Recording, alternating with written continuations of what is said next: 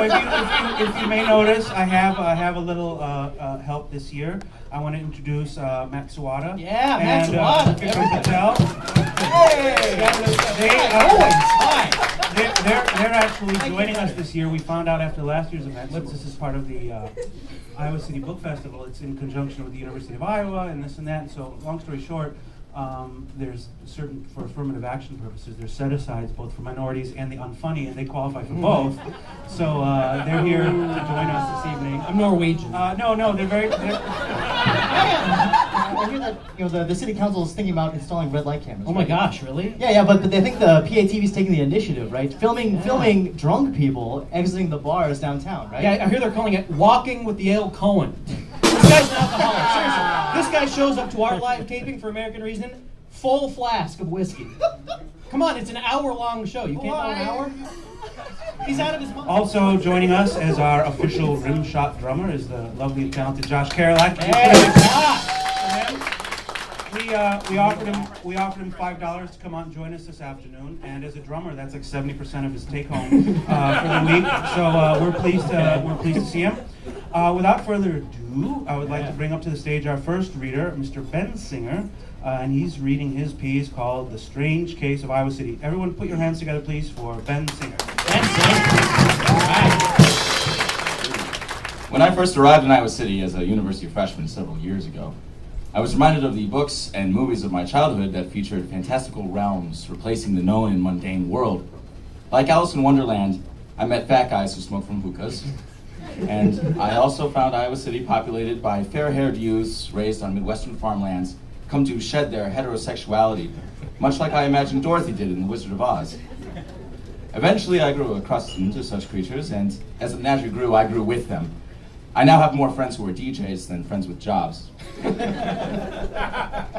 I shed a sympathetic tear when I listened to the call and response field hollers of the baristas toiling at their espresso machines. Once I wore a crudely scrawled phallus upon my face in a show of solidarity with my passed out brethren. Iowa City is often remarked upon as being vibrant, which likely just means it's not hard to find drugs here. But some credit should be given to our fair city's much-touted status as a UNESCO City of Literature. If designations such as UNESCO City of Piss-Poor Snow Removal or UNESCO City of Caffeinated Alcoholic Beverages were given out, I like those. we wouldn't have to lean so heavily on the literature. Yeah. But hopefully the people at UNESCO will one day correct their various oversights.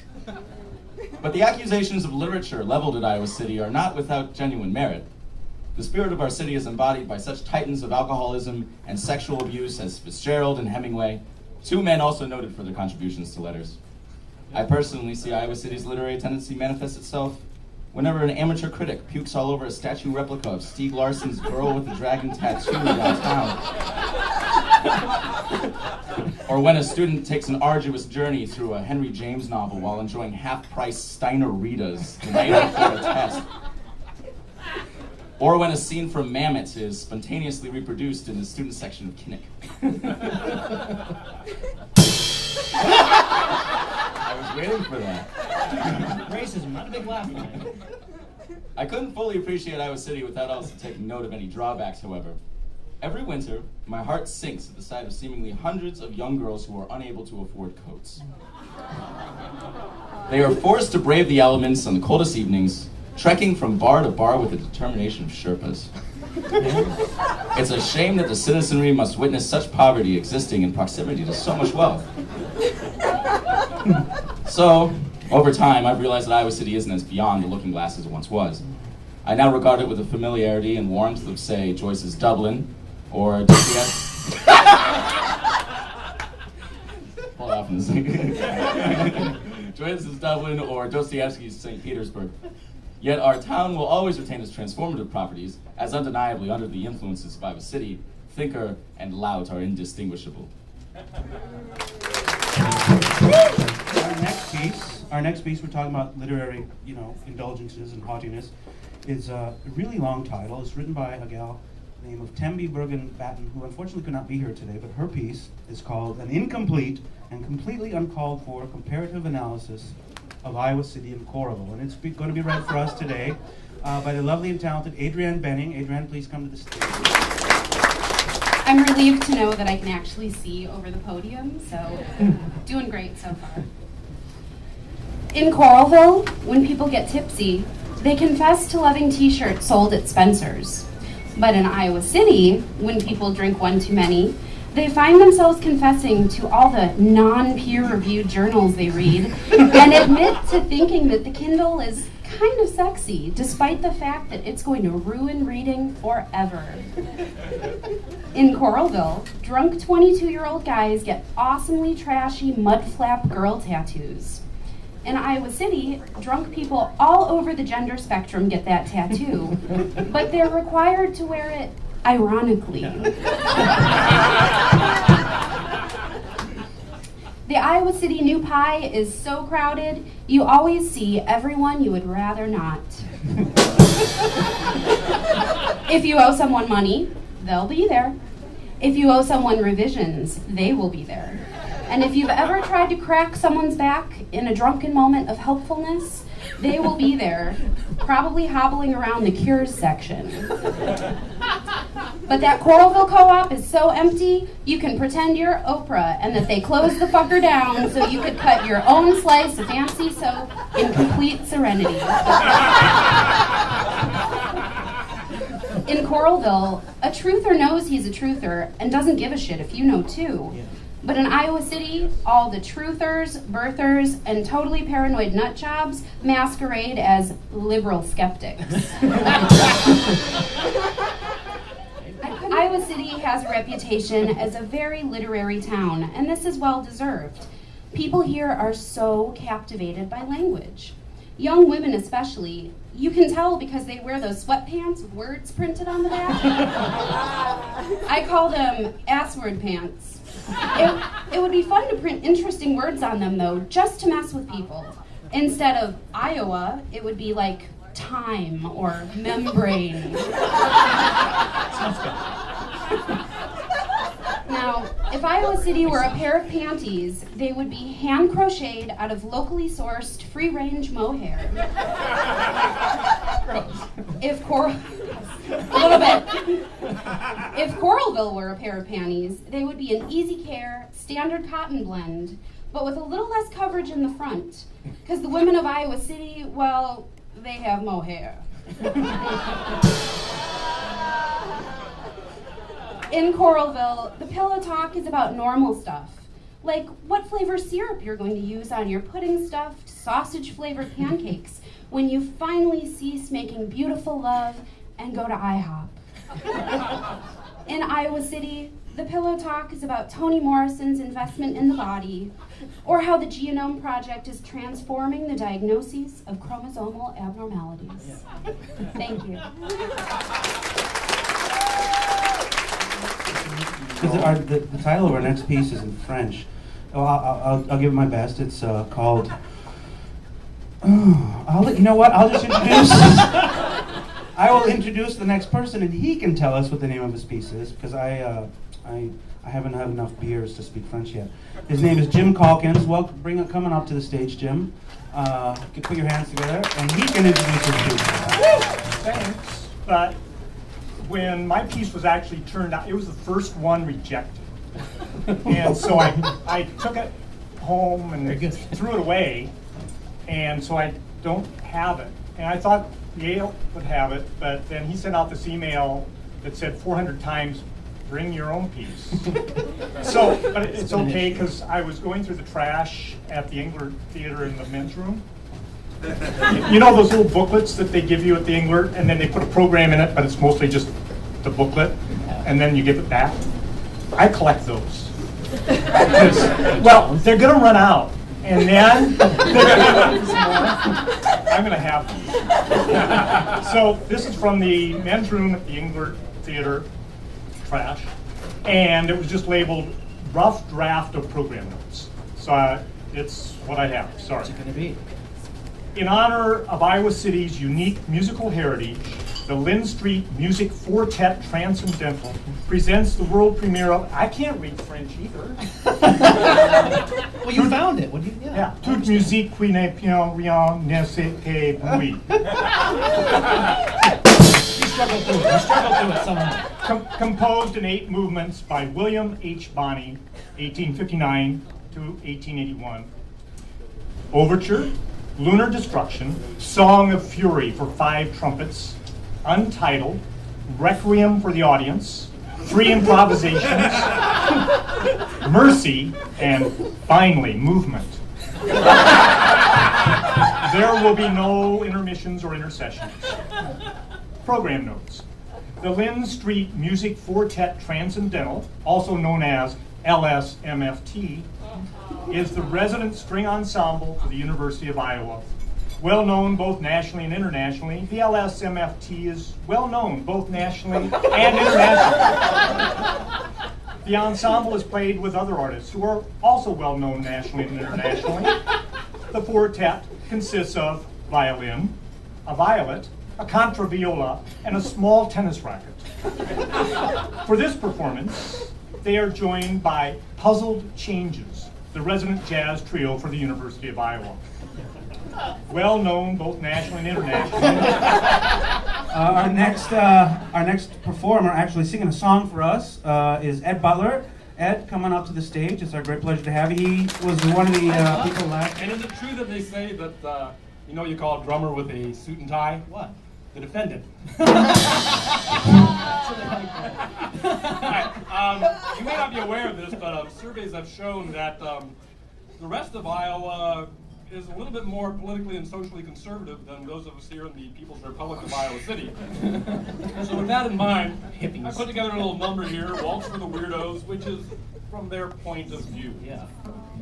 A little bit less. I don't normally say that.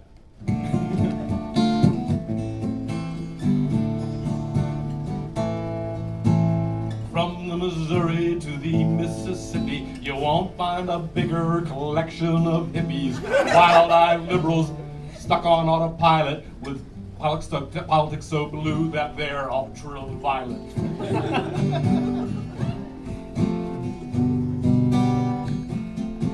Don't you fear what do they call them?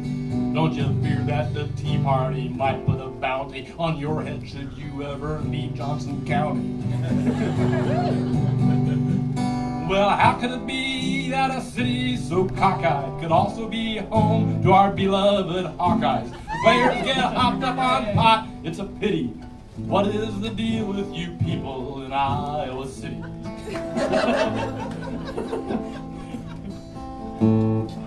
You like eating tofu and organic spinach while posting those blogs in support of Kucinich.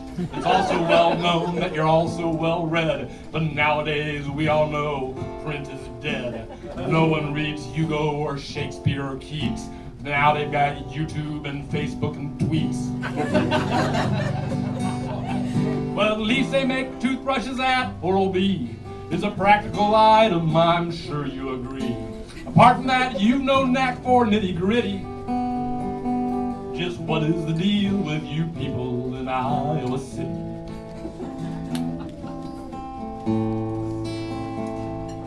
You know, the West Side has got all those healthcare providers, useful in their way, not unlike garden spiders. The East Side cranks out all the Scantrons kids bubble in. I, for one, find all that testing quite troubling.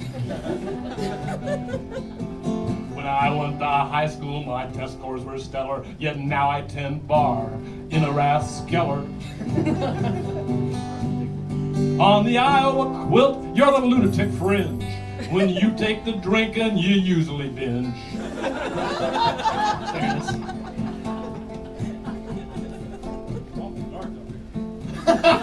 With all your buckler and think you're so witty, just what is the deal with you people? With your Obamacare and that hemp underwear, just what is the deal with you people in Iowa City?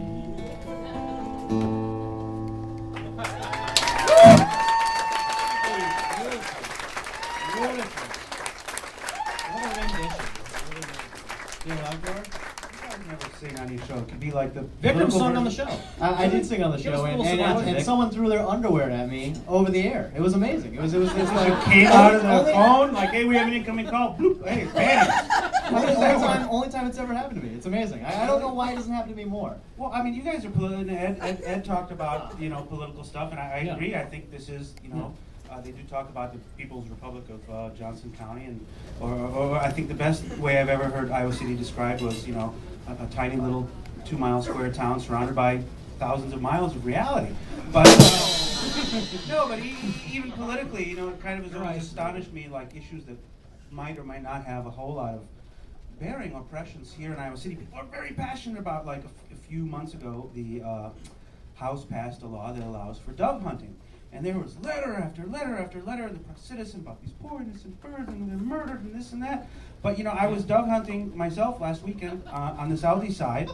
And I accidentally shot a couple gangbangers, and nobody cared because it's liberals are very colorblind until their property values start to plummet. So it's just. But Even are you trying to say that people care about chickens because of their color? I got a chickens joke. Just wait until. I bet you do. I got a joke. I always have a joke about chickens. But even before that, on January 1, the State House also passed that Iowa has joined a bunch of other states. It is now a shall issue state, even though the press citizen likes to refer to it as a shall carry because they want to, get everyone scared to death that it's going to be, a shootout at the OK Corral. But so it's just, people, if they go through certain hoops and get a background check, they can carry a weapon now. And I hadn't even seen or heard of anybody doing it, but I was at the yacht club, I think 4 or 5 days ago. And I was leaving, I was walking up the alley past Studio 13, and a guy says, hey, you want to see what's in my holster?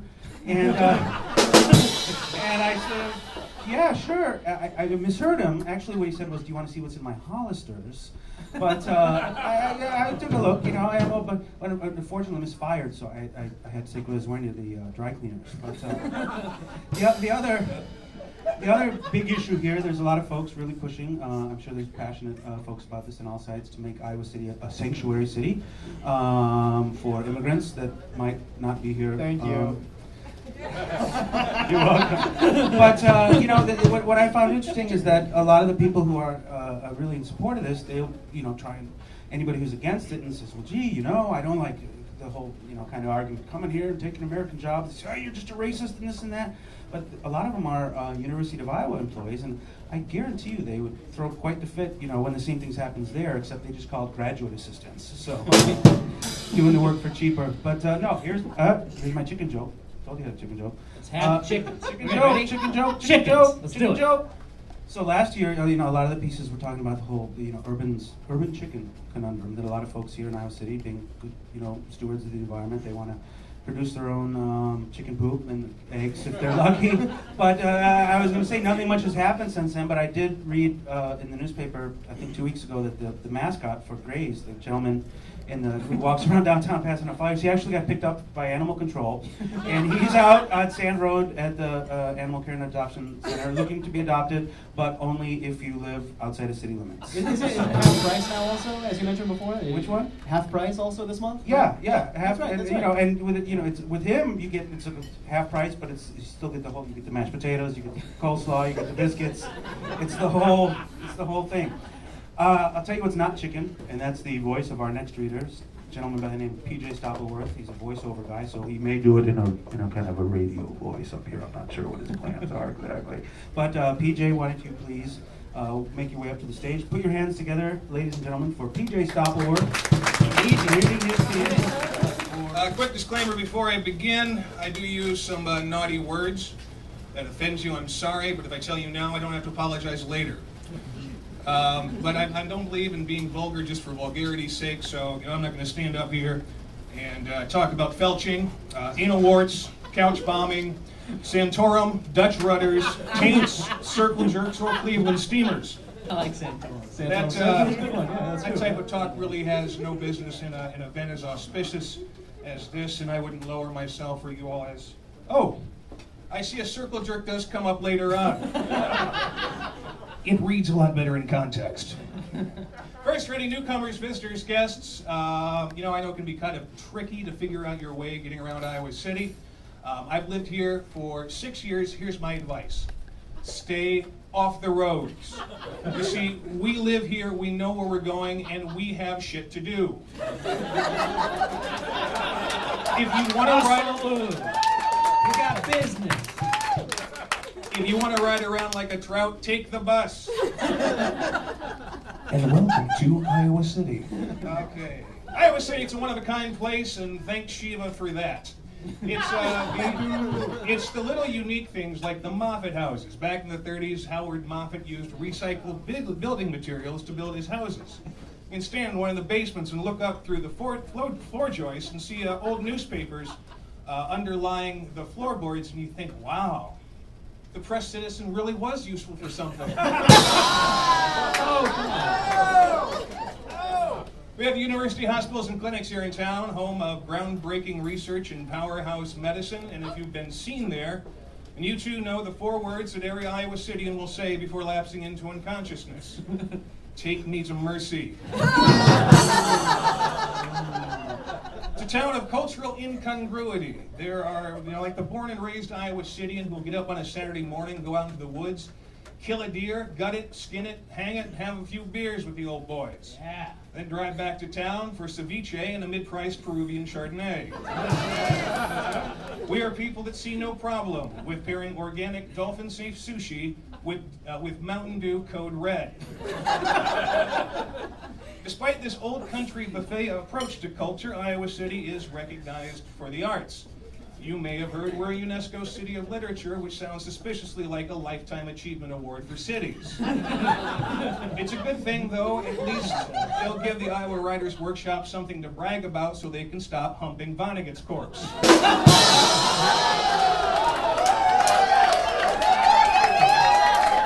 that, man. It's not like the workshop is short on people to brag about. You got T.C. Boyle. He kicks out a novel every couple of years after dropping acid and watching a History Channel marathon.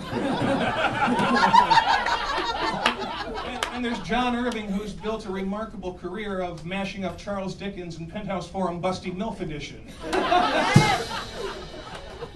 But writers, they just move here to be part of the magic, to feel the vibe. I've met a few of them, and they're all crazier than shithouse rats on one jug meth. I've read so many of their manifesto or manuscripts that I've developed a standard review, and it goes a little something like this. Now, going from your introduction to the exposition is a little awkward. I'm losing the thread of the narrative in a couple places. And holy balls, when did you go off your meds? Now, the workshop can't control that crazy people are attracted here, but they could stop admitting them. Iowa City welcomes newcomers from all over the place, and I mean everywhere. Right here at the mill, you can sit here and watch a white guy, a Pakistani, a Laotian, a Moroccan, and a Jew walk into the bar. You just watch what happens, and that joke writes itself. I'm serious, that Laotian is fucking hilarious. Anyway, no matter where you're from, in Iowa City, we root for the Hawks. The football ones at least until the basketball team gets their shit together. The Iowa Hawkeyes are everything that is good about Iowa rolled up and packed into a pie-eyed, knee-walking, torqued in half, 18-hour binge-drinking marathon. The only reason we want to see the Hawks in a bowl game is so we have a good reason for an epic holiday bender. Because let's face it, winters suck. Drinking becomes a survival mechanism. The city doesn't help with their one-sentence policy on snow removal, which goes like this. Fuck it, it's just gonna snow some more.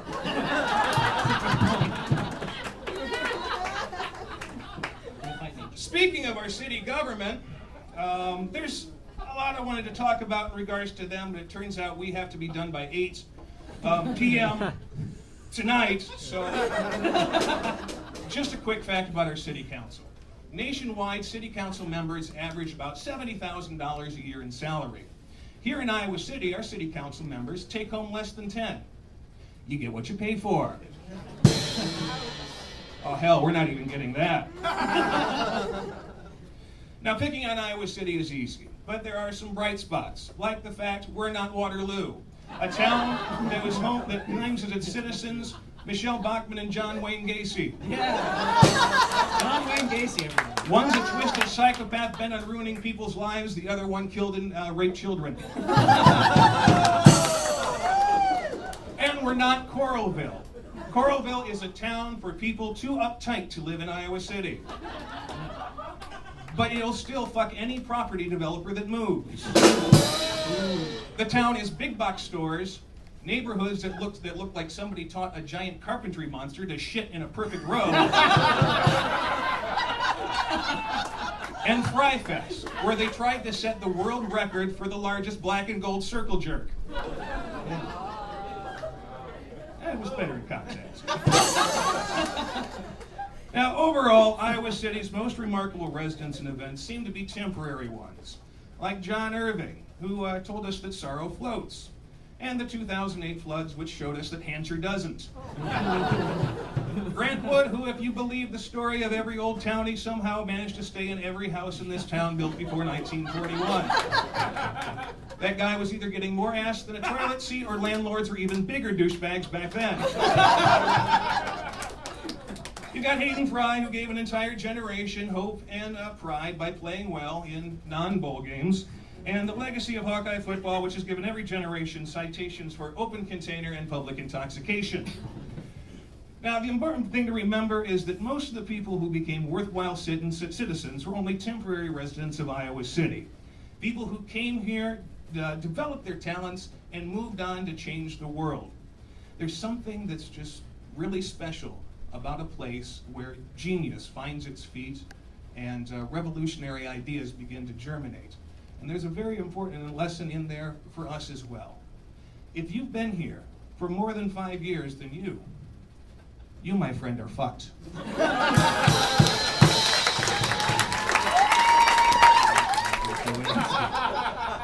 But speaking of alcoholics, let's bring up our next reader. It's a roast, come on. Tom Lindsay, please join us on stage. And he's reading his piece, FAQs about Iowa City. Put your hands together, ladies and gentlemen, for Tom Lindsay. As a zombie, he's deeply offended by that remark. I appreciate that.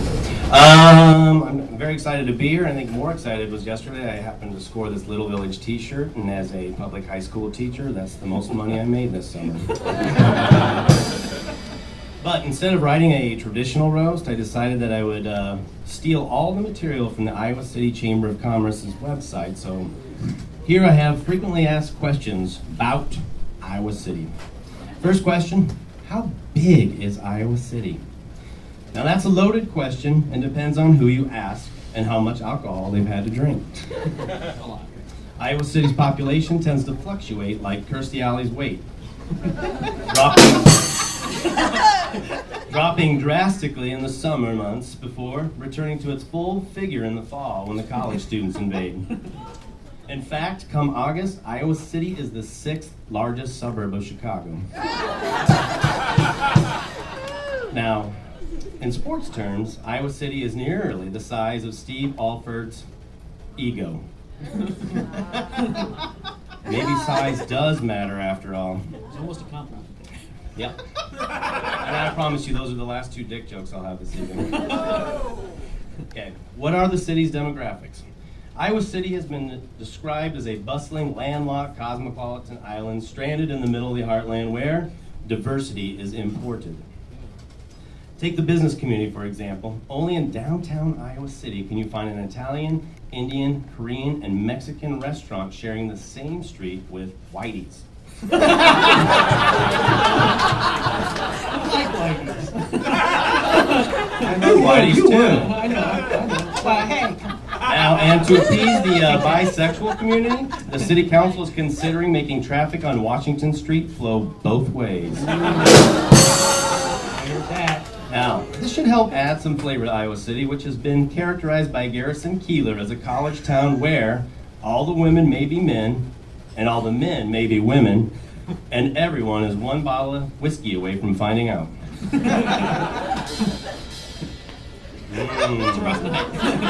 that for Garrison or me? All right, how's the job market outlook?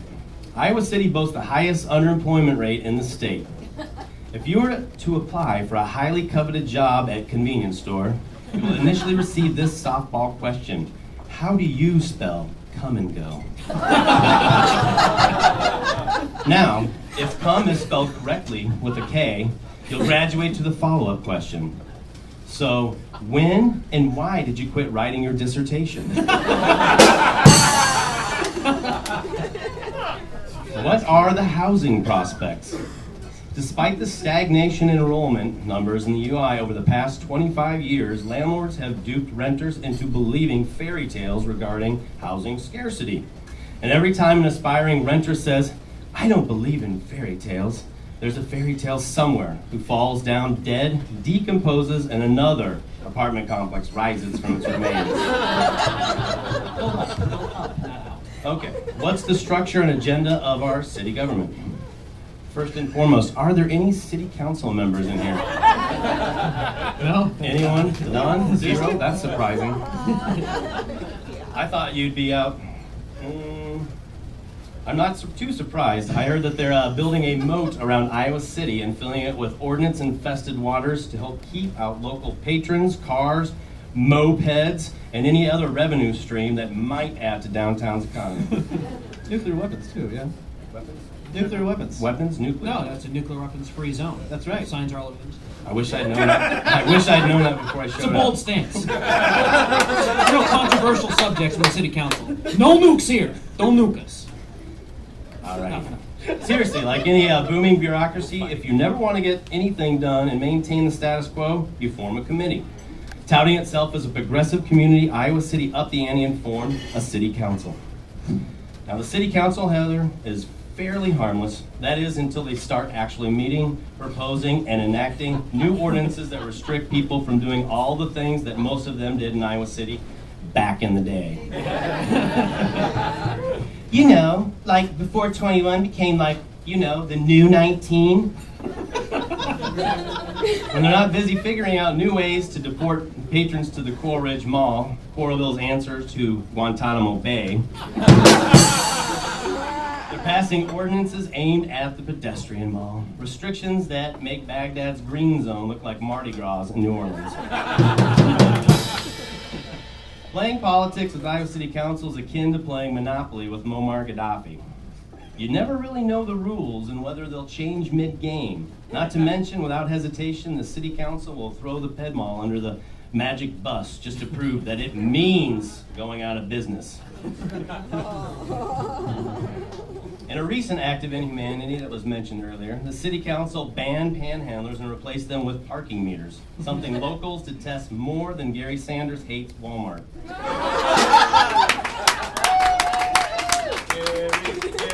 Now, if we could only elect parking meters to replace our city council members, nobody, and I mean nobody, would pay attention. And what are Iowa City's political leanings? Are there any Republicans in the House tonight? We have at least one. No, conservative. Republicans are not conservative, let's be honest. Any conservatives in the House tonight? Yeah, right here. Everyone applaud. All right. That's not too surprising since I had heard that Deb Thornton recently cleaned out her closet. So it's only fitting that some closet Republicans would be coming out tonight. Nicknamed the People's Republic of Johnson County, Iowa City points. Me too. In case you didn't hear it, the People's Republic of Johnson County. Iowa City points far left on the political compass and in the lion's den of liberalism in Iowa. Iowa City is so liberal that the U.S. government had to issue a warning stamped on the back of our voters' registration cards. Warning, the Surgeon General has determined that actively engaging in Iowa City politics may be hazardous to your mental health and may skew your political acumen and or lead to chronic bleeding of the heart. They should do that. They should do that. Granted, there are a handful of closeted right-wing politicians lurking in the Blue Diner's shadows who step out into the light So for scary. Republican caucuses Another or thought. special elections for county supervisor. That's true. Although a few of these braver souls have outed themselves and risked their lives in what can only be described as a parodied script treatment of the classic film, The Planet of the Apes. In Planet of the Liberals, however, our protagonist emerges from the basement of the Iowa City Chamber of Commerce after several years of captivity. Alerted of the escape, the Liberals form a committee that forms a subcommittee assigned the task of organizing a posse to capture the escaped Republican. 9 months later, the Liberal posse is formed and eventually captures the Republican in the abandoned Campus Review office.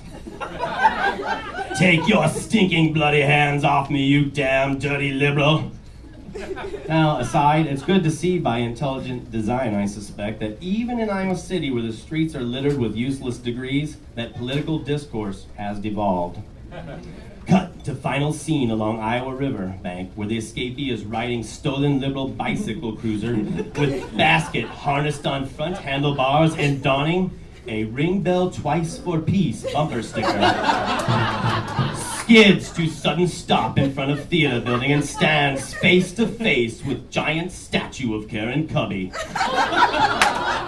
Buried waist deep in the earth. Drops to knees and raises fist to sky and shouts, "Oh my Reagan! I'm home all the time. Damn you all to hell!" Don't worry, folks. There's nothing to fear. The city, working in cahoots with the Press Citizen and Jeff, who's here tonight, has created an elaborate system to help track the last 2 open Republicans, which involves giving them a monthly column so the public can keep them monitored. Okay, what's the significance of being dubbed a city of literature? The City of Literature label is purely symbolic and merely serves as a reminder that we're only 1 season away from becoming Cedar Rapids.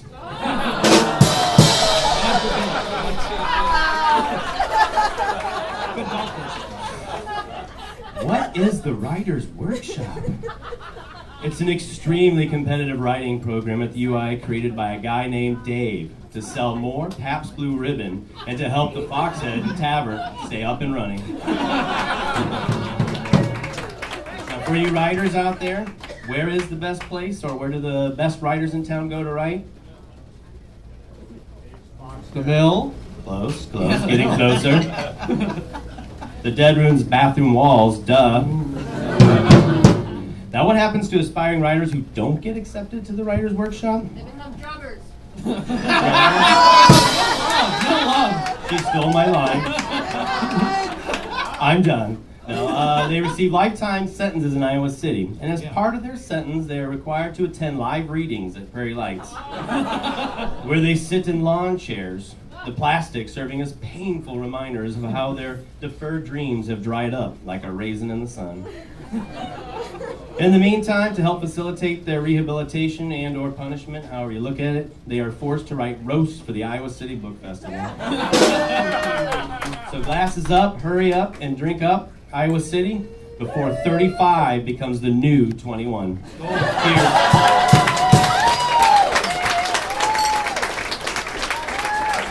Really, one of the most unremarkable city council members I remember. I think the only thing I ever remembered him saying more than once was, "Is this thing on?" So, but he's gone. He's leaving. Ross Wilburn. He was our mayor for a while, Mayor Pro Tem. Not the tallest mayor we ever had, but he's tall in stature. Unlike Irving Weber, who's just a tall statue. But he's leaving, and also Regina Bailey. I asked her why, I mean, she did the good fight. She fought. She was there through the flood, through the 21 only issue, through the curfew problems, and this, that, and the other. And she said, "Yale, I just cannot stand to listen to Terry Dickens whine and moan anymore. Why are there people on the pet ball who aren't coming into my shop?" So she's leaving. But in addition to Dickens, there's another council member who's been on for a while, Susan Mims. Again, I don't really remember her saying a whole lot of anything. Perhaps not the most loquacious politician. And I think if she decides to run again in 2 years, her campaign slogan is actually going to be, mim's the word. So I think that's. in the meantime, of course, also our present mayor, Matt Hayek. When he left Iowa City, he went to the University of Michigan. Then he spent some time in a dangerous and impoverished area in Bolivia, to his credit, with working with the Peace Corps, and now he has the Southeast side, so he can kind of relate those experiences there. You're one of the few spots that touts a sense of place in the middle of nowhere, where Craigslist is unnecessary to meet the love of your life, at least for tonight. I'm hoping. Take what I can get. Where aspiring writers curtsy back and forth between George's and the Foxhead, drinking PBRs and crowing about their latest submission to Atlantic Monthly. You're a melting pot of wide-eyed Chicago kids just learning how to drive, where boys hold hands like little girls, of traumatized Republicans, and of 420 friendly longhairs preaching the virtues of just chill out, man. Yeah. Where so much is going on, you need five newspapers to report it. Sally Mason boasts a University of Iowa economic impact of $6 billion. It's more like 6 billion cans of Busch Light in the KC lot at Kinnick Stadium. I know, Iowa City, you're cleaning up your act. No longer can heathens smoke or beg for change in the Ped Mall, and you've kicked 19 and 20-year-olds out of your bars. But now you fret. Will Urban Outfitters move into the empty fieldhouse space? Don't worry, Iowa City. Mark Moen will save downtown by providing a variety of living choices in hip, multi-use buildings. We may all have our differences here in Iowa City, but this town is a black and gold rainbow of diversity. We'll learn to get along. After all, we do share one common bond. We're all children of one Father, our Savior, Hayden Fry.